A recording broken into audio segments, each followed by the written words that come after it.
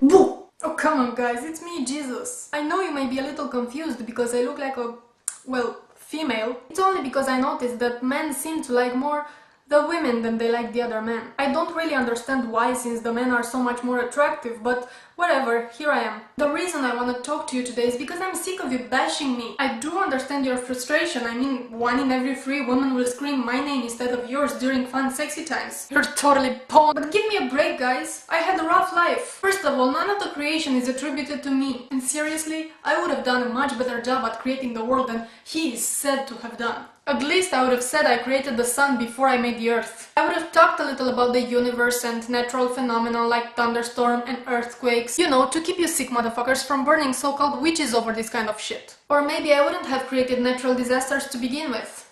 Or diseases, or parasites, or birth defects, or ray comfort.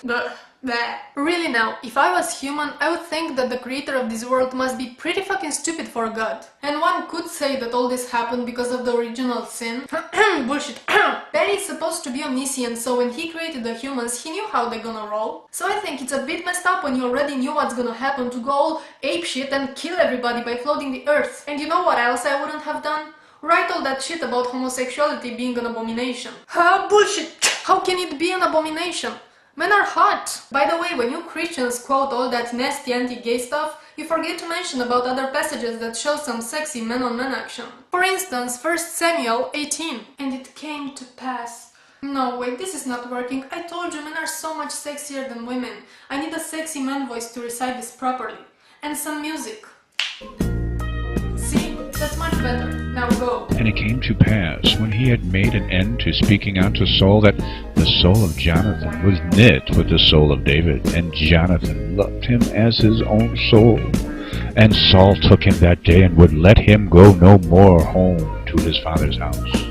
Then Jonathan and David made a covenant, because he loved him as his own soul. And Jonathan stripped himself of his robe that was upon him, and gave it to David, and his garments, even to his sword, and to his bow, and to his girdle. See, now that's what I call Bible hot man-on-man loving. But let's go back to my life on Earth. As I told you, I had some hard times. First of all, I can't even be sure where I was born, dude. And then I just disappeared for 18 years. I have no clue what happened to me from the time I was 12 to the time I was 30. That's some traumatic stuff right there. And even when I finally appeared, I couldn't do nothing I wanted to. Like, I wanted to tell people about evolution and gravity, but no, he wanted me to tell a stupid story about some lost ship. And I wanted to do some really good stuff, you know, like make the entire planet fertile so no one would starve, or teach you guys how to make antibiotics, so billions of people won't suffer and die from curable illnesses, or teach people about contraception and avoid overpopulation and maybe even avoid venom-fang eggs. But no, instead of that, he told me to go to this stupid-ass party and turn water into wine, because apparently people were running out of booze. Fail! Man, this is depressing. I think I need some more sexy Bible verses to cheer up a bit. I am distressed for thee, my brother Jonathan. Very pleasant hast thou been unto me. Thy love to me was wonderful, passing the love of women. That's better. Anyway, my point is, stop blaming me for all his screw-ups. I really had it rough. Do you have any idea how ridiculous it was for me to go to the desert all alone, no food, no water, for 40 days and 40 nights praying to myself? Do you know what was the final thing my dad told me last time we talked before I died?